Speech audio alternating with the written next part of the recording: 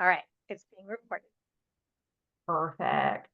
So welcome students. We're very happy to have you here. This is Advanced Internet Search Techniques. This is the first in our Research Ready student webinar series. And let's begin. Let me begin by introducing myself, and I'll have you do the same in a moment. My name is Allison McDermott, and I am the Reference Services Librarian and Liaison to the College of Arts and Sciences here at the University of Arizona Global Campus. And I have probably had the pleasure of speaking to some of you on the phone or via email.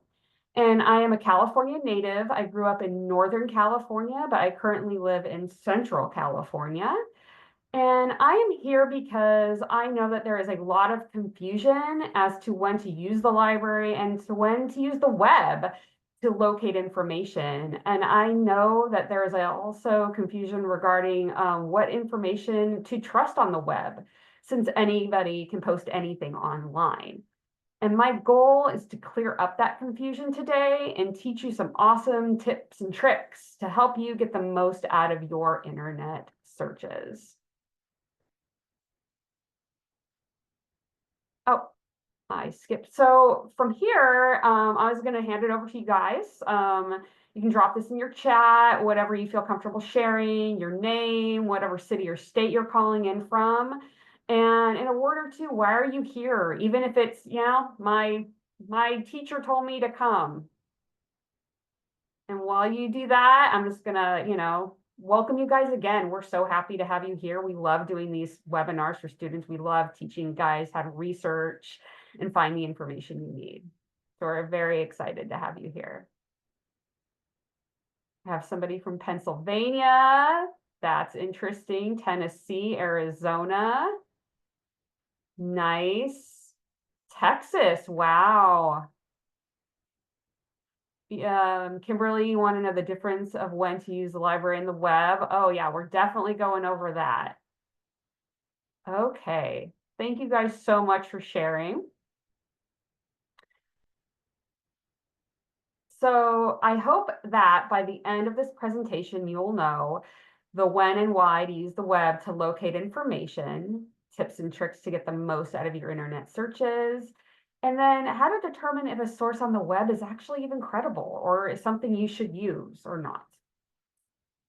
And this is our agenda for today. This is how we're going to get there, right? So we're going to discuss when to use the web to locate information. We're going to do some really awesome demos, Google Scholar, go over some tips and tricks, and then discuss the credibility of web resources. And then at the end, of course, we will do a Q&A. So we'll start by going over the why and when you would want to use the web to find information. So to best understand why and when we would want to use the web to locate information, we should first look at why we'd want to use the UAGC Libraries collection. So now the libraries collection was specifically created to help you guys complete your coursework at UAGC. Sources include scholarly journal articles, popular magazines, newspapers, ebooks, videos, and encyclopedia entries, just to name a few. When an assignment requires you to use a scholarly source to support your work, it is best to use the library because with more than 80 databases, aka collections, we will have what you need. By going to the library first, you'll also skip the hassle of finding an article online just to find out that you need to pay to access the article when it was in the library stacks, freely available from the beginning. And if we aren't able to get it in the library, we also have an option to do the interlibrary loan program. More on that later in the presentation, but the key is you should never have to pay for resources that you need to use in an assignment. We should always be able to get it for you or point you in the right direction as to where you can locate that information. So then, Linda, you may be asking, what does the web have that the UAGC library doesn't? While we do our best to meet our students' needs, there are just some things we don't have because they're only available on the web. You see, the web has a treasure trove. Oh, I'll go back. The web has a treasure trove of credible resources, including information regarding government reports and documents, educational websites, open access and OER resources, statistical data, professional organizations and associations. It's also very good for background information. If a teacher assigns you an assignment or a topic and you're like, I have no idea what they are talking about, the web is a great place to go to, brainstorm ideas or just get a handle on what you're being asked of. And it's also really good for practical information as well. What is the weather going to be like in your area? What are, the fun things that are going on in your city this weekend? You have friends coming up, you want to do some fun stuff. It's 11 o'clock at night and you're really craving Taco Bell. Where is the closest Taco Bell? And is it still open? This is stuff you would find on the web. An example I like to use is the developmental milestones for infants and toddlers. This information comes up a lot for students in the early childhood education courses. And while it is tempting to want to find scholarly articles in the library on this topic, the best place to look is actually the web, and specifically the Center for Disease Control, the developmental milestones. You see, the government sets these standards and tracks this information, of course, with help from pediatricians and experts. And since these standards are well established, scholars who are writing for other experts in their field typically do not write about them unless it is to mention them within their research as it relates to a group they are studying. And since they are writing for their peers who are also experts in the field, it is assumed that they know what the milestones for children are. So you're not going to really find that information in a scholarly article. It's best to look on the web. So now I'm going to hand it over to you guys in the chat again. Where would you want to search if you needed a scholarly article on the ethical use of artificial intelligence in higher education? Is that a web resource that you'd want to go for, or is this something that you would find in the library?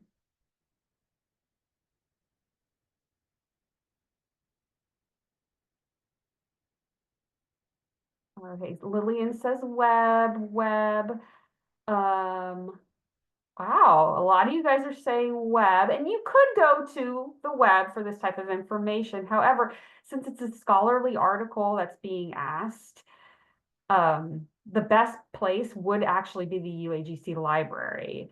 And while you could try something like Google Scholar, and we'll go over Google, you may run into the hassle of not being able to access the full text of the article, whereas you'll always have access to the full text of any article within the library, as long as you always select the full text button, or check the full text box for any of the databases that you use. Sorry.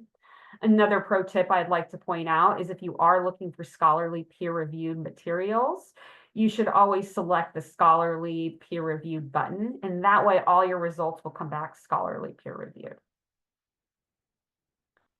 So here's the next question. It's our last question. And if you were interested in becoming a librarian, which I'm sure you all are, because we're rock stars, and you wanted to know what the average salary is for the occupation in the United States, where would you go, library or web?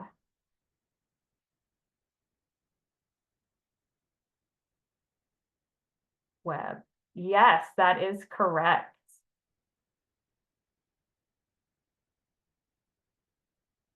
There we go.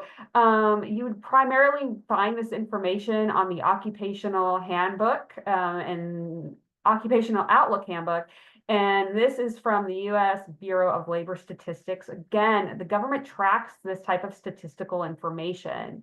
So you can find all sorts of information about different occupations on this site: salary, education requirements, career outlook, even, the type of environment you would most likely be working in if you decided to become a librarian or a police officer or a doctor or, a chemical engineer, right? So this is the place to look for that information. So now that we've gone over when to use the web, when to use the library, Now let's go over some tips and tricks to get the most out of your internet searches. And all these tips and tricks I'll be going over today can be found in our wonderful advanced internet search techniques tip sheet. And we'll put that in the chat. So feel free to follow along. With that, I'm going to escape out of my wonderful PowerPoint. And we're going to head right into searching Google. And what I'm going to do is I'm going to start off with a basic Google search. And what I'm interested in looking up is healthy, if I can spell, communication skills. Okay, so as you see, this is just a regular Google results page, right?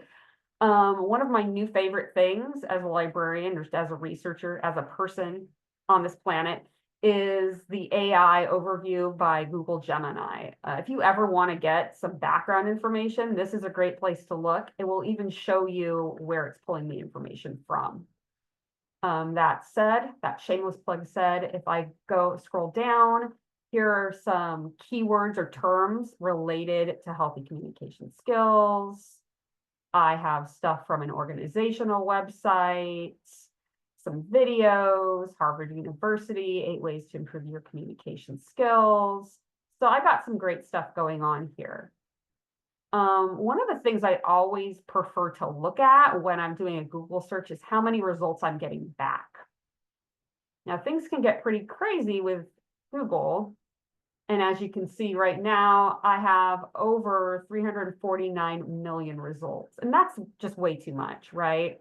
I wasn't going to go through them all anyway, but I kind of want to hone in on what I'm looking for. One of the best things you can do when you're searching a phrase like this, healthy communication skills, is to add quotation marks around your search terms. And this is what we call exact phrase searching. So this tells the database, this tells the search engine, I want to see this exact phrase in my results. I don't want to see health in one paragraph, communication in another, and then like skills in the footnotes, right? I want to see this exact phrase. So by doing that, I mean, things don't really look like they've changed too much, right? I still have my AI overview. I still have my, suggested keywords I could use. But if I go back up to tools, I have now 147,000 results. So I've really cut down the gunk that was out there, and I'm getting to more of what I'm looking for. Another thing you can do is referred to as Boolean searching. So I can add additional terms or eliminate terms to hone in what I'm looking for. So healthy communication skills, that's very broad. Is this in a romantic relationship? Is this in my workplace? Like, where do I want to look for these healthy communication skills? So what I want to look for is teens, right? I don't know if anybody has any teens in their life. My kids are still toddlers, but I will have teens eventually. Another term you could use besides and is or. So I could do teens or adolescents or young adults. So that would broaden my search. Another thing you can do with Boolean is eliminate words from your search.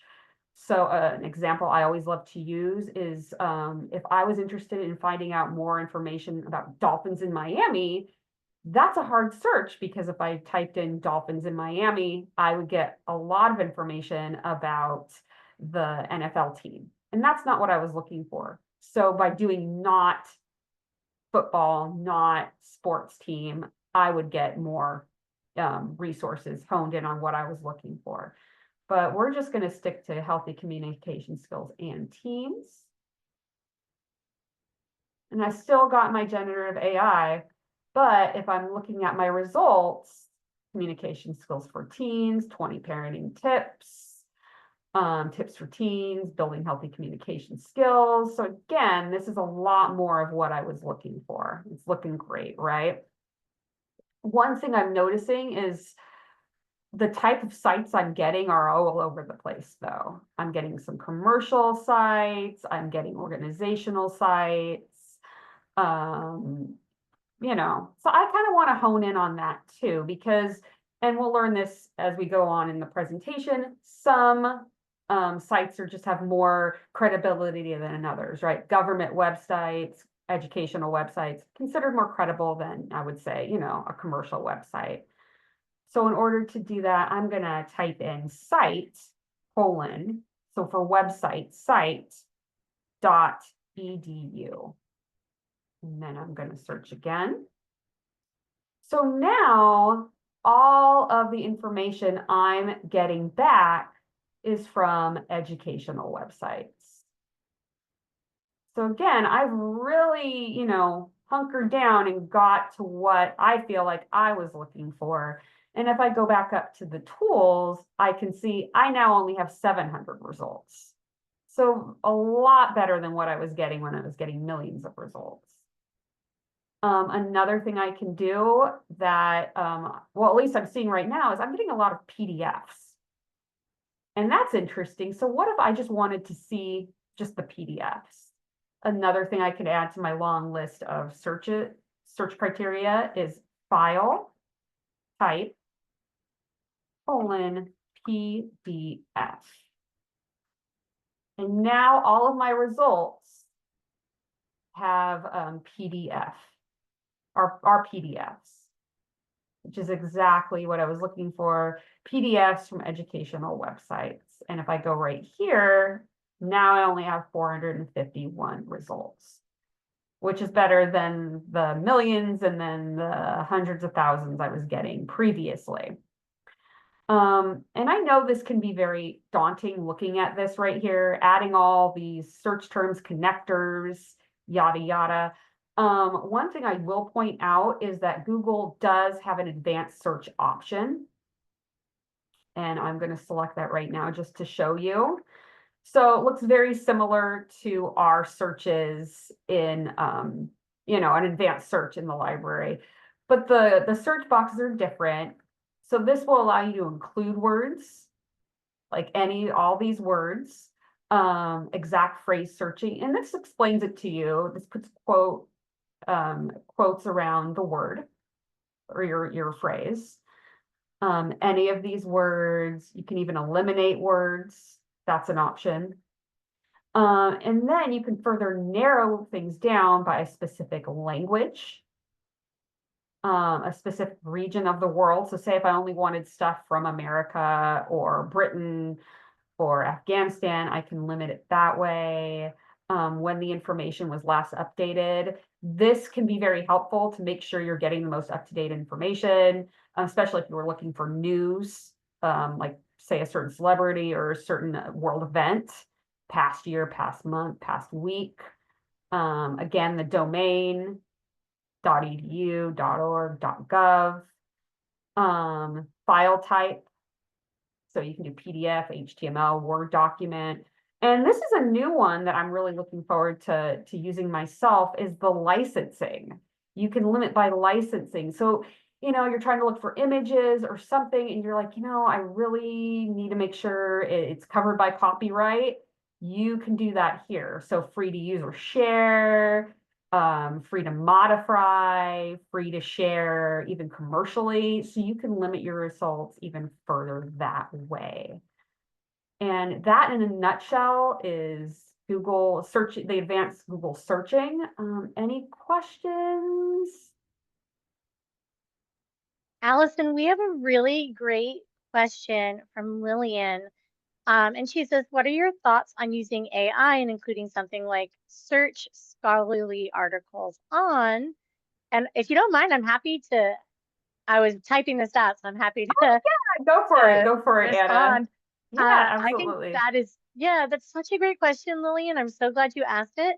And so what I would recommend is using AI more to find keywords. Like say, I don't know anything about this topic. I might say AI, and it always helps AI if you kind of give them a little bit of context and tell them who you are and what you're trying to do.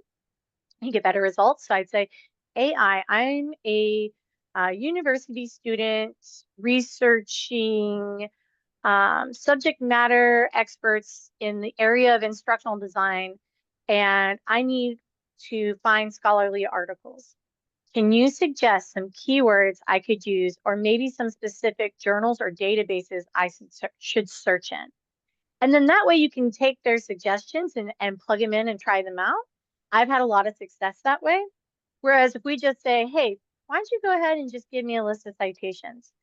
As much as that is very tempting to do, oftentimes it just creates hallucinations where it will be a citation and it looks correct, but then you go to find it and you're like, oh, this article actually doesn't exist. And so that's kind of a waste of your time.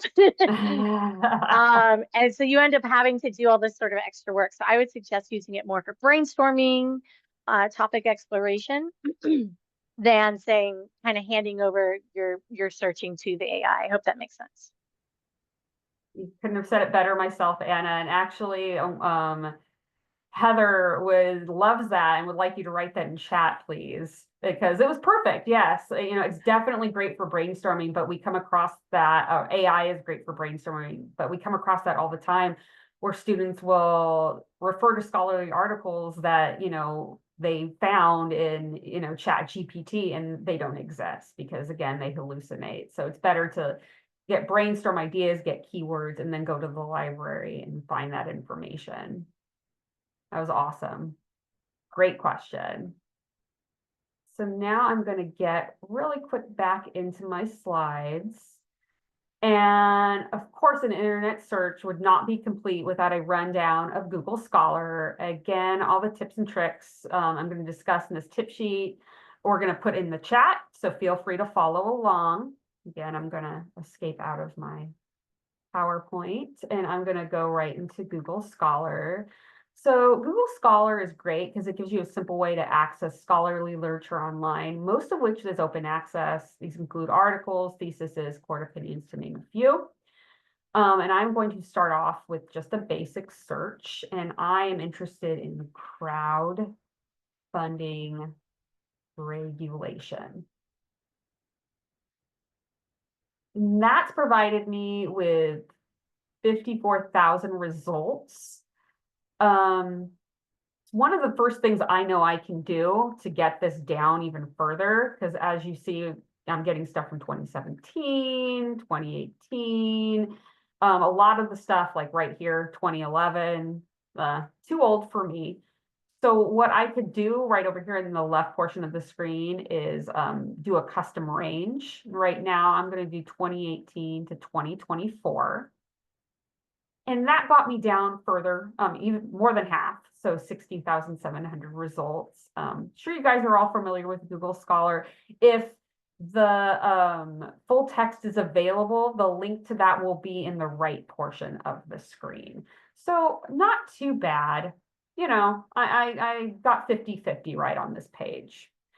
As you can see, we have the title of the article, the author, journal it came from, year of publication.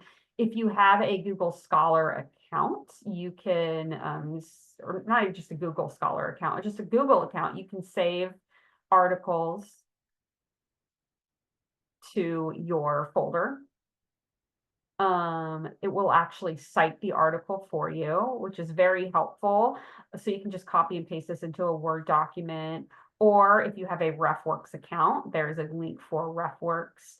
I do warn students that, hey, you know, this is a great starting off point, but you should always check these against what the Writing Center has to say, because, you know, sometimes they just forget a period or a comma, or, you know, they're not, it's just not 100% accurate. And I hate for you to lose points. Cited by, this will tell you how many other articles have cited this particular article. So this will help you follow the scholarly conversation.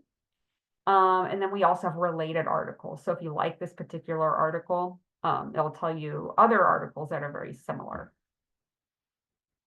One thing I do want to show you is how to find one of these articles in the library. So what I would do if number 2, which we don't have access to, I would copy, Control C, copy the title, go into the library, and then paste that title into the search box. And you can just use Library One search. I'm not signed in. I do apologize. Let me get in really quick.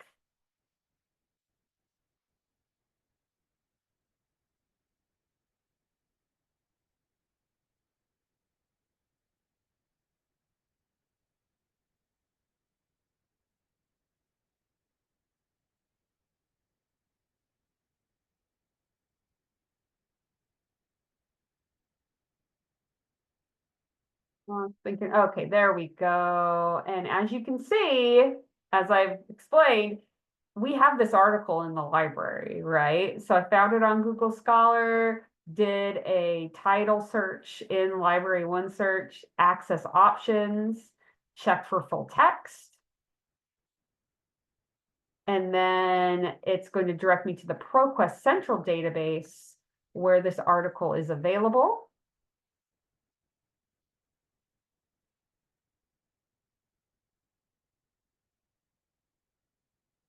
And there you go. I have the full text of this article. So I don't have to pay money to get it or worry because I really needed it.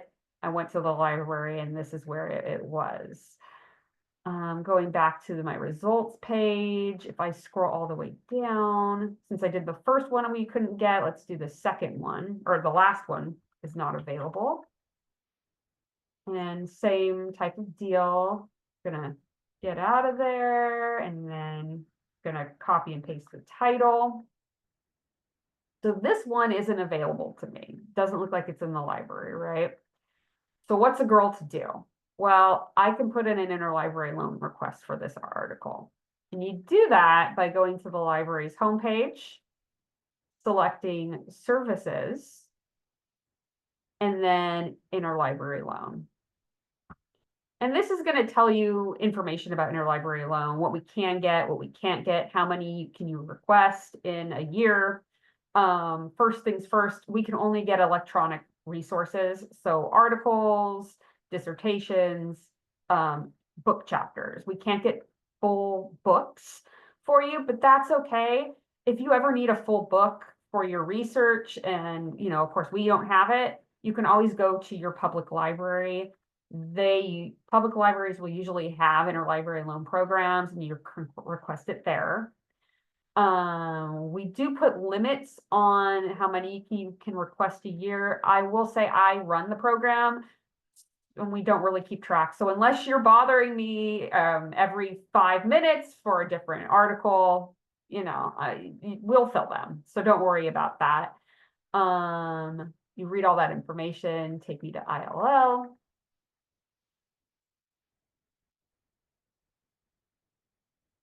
You'll have to create an account if you don't already have one, but you would sign in.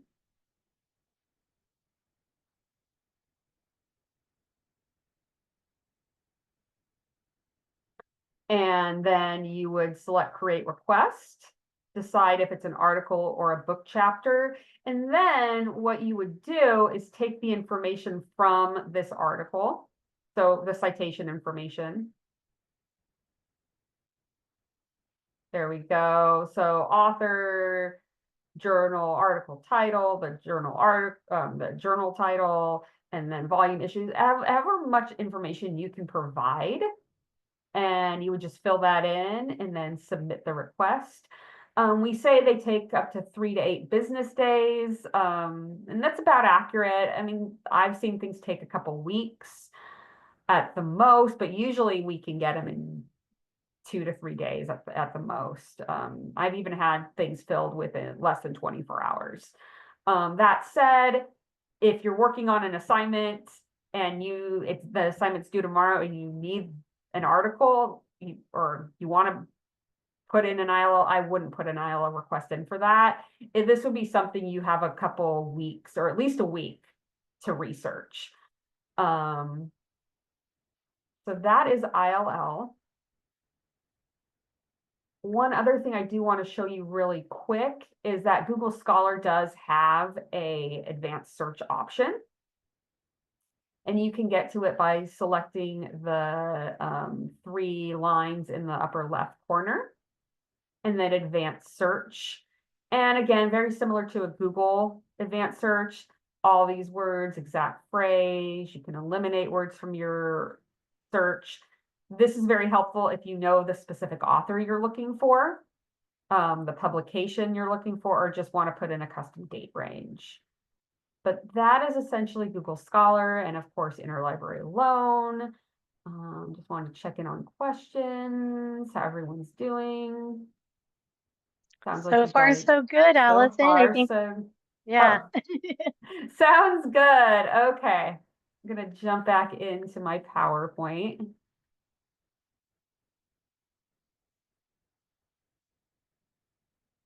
And again, this is the interlibrary loan information that I just showed you. And this will show you how to create an account and how to put a request in.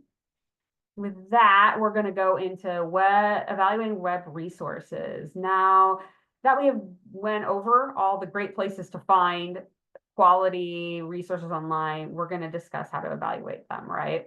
So why evaluate web resources? Well, it's especially important to do so to help you find credible resources to support your assignment, although it's something that'll benefit you personally as well. You know, what medical website should you trust because, you know, your kid has a weird rash on their ankle or has a fever that you're kind of weird, you know, not feeling great about.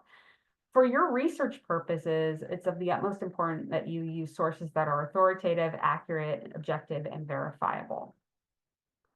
So there are actually many sets of evaluation criteria out there that you can use for this, but for this presentation, we are going to evaluate web resources using the CRAPO test. And this is an acronym which stands for currency, relevancy, authority, accuracy, purpose, and objectivity. So we're going to begin by looking at currency or timeliness of the information on a website. When considering currency, ask yourself when the information was published, last revised, or updated. Also, do you really need the most up-to-date information, or is older information okay? An example I like to use is World War II. If I were writing a paper about World War II or you know, something like that, it's okay for me to use older information, right? Whereas if I was writing something about technology or medicine, I would want to make sure I had the most up-to-date information. So the date the information on the site was created or last updated can usually be found near the top or bottom of the article on the site. And if you can't find it there, try finding the website's copyright date, which is usually at the very bottom of the page. You'll also want to be aware of broken links on a site or how old the comments are. If there's broken links or the comments are really old, this might be an indication that the information really isn't up to date because nobody is actually taking care of the website. Consider whether the information relates to your topic and it's relevant to your research needs. Look at the audience it is written for, which can help us determine whether the information is too simple or advanced for our purposes. Potential audiences might include the general public, students, or professionals. And you might ask yourself, how can you tell which one? Is there technical terminology or jargon related to a particular field or profession? The reading level, is it easy or is it hard? And then graphics and or advertisements for popular products usually indicate the site is geared towards a more general audience, or if there's no ads, or if there's ads specific to like a specific profession, that might be a clue that that is for those particular professionals. Judging the trustworthiness and reputation of the author is arguably one of the most important things you'll need to think about when evaluating information found on the internet. If you can't trust the source of the information, then you really can't trust the information at all. So ask yourself who wrote the information. Is it a scholar or academic in their field, a prominent professional, or just some random Joe Schmo? Ask yourself if the author or organization is qualified to speak on the topic. You might also want to see if their contact information is available so you can investigate further. And if you need to, you can always Google it. Sometimes an organization might sound reputable, but Googling it may reveal something more. Always, you know, feel free to investigate stuff further.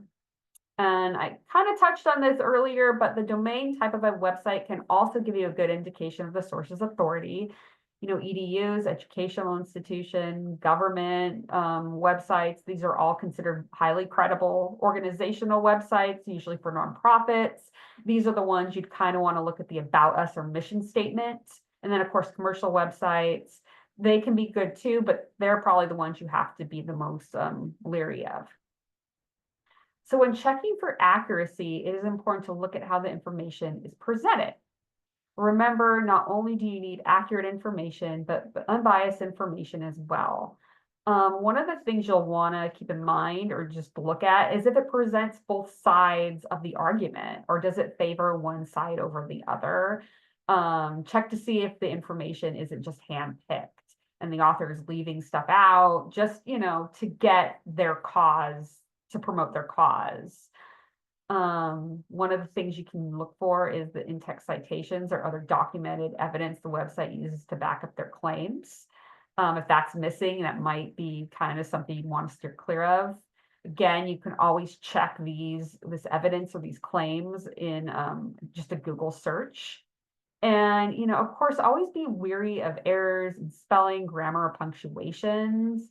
This can mean that the information was not created or published carefully, that was no peer reviewed. And if the information looks sloppy, it might not be trustworthy.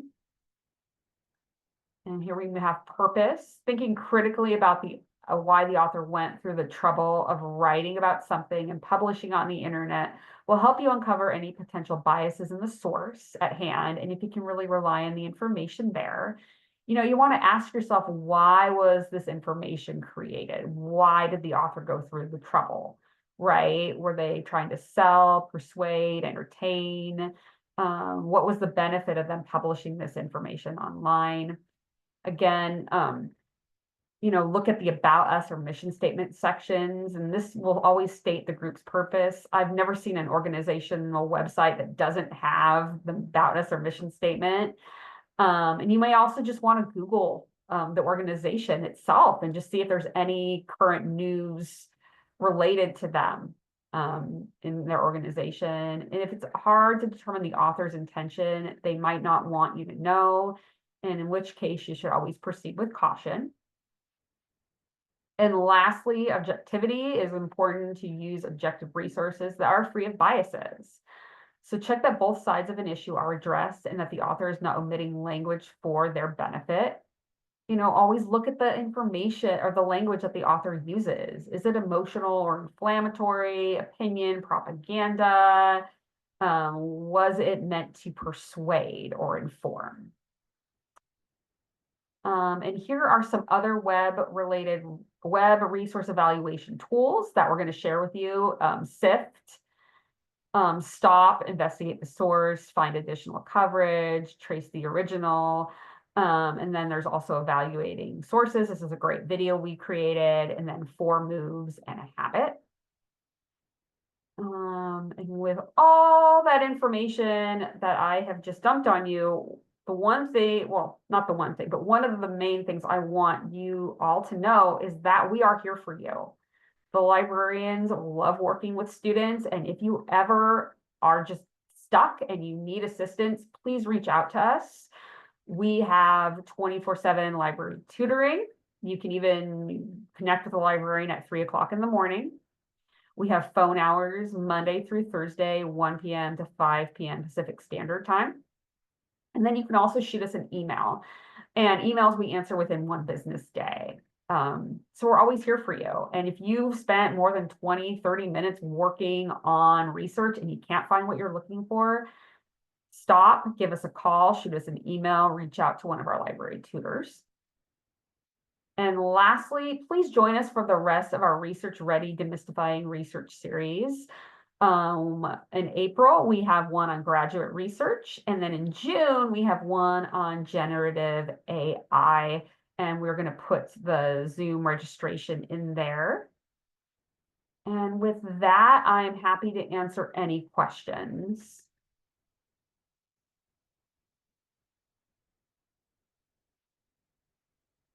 See what's going on in chat. Librarians are awesome. Thank you. Yes, we are available 24/7. Okay. Oh, that's so cute. I married one. I love that. That's my favorite. That's awesome. All right, everybody. Well, if we don't have any questions, I'm happy to give you, a good 20 minutes back to your day. Sounds great. I'll see you guys at the next sessions. Thank you.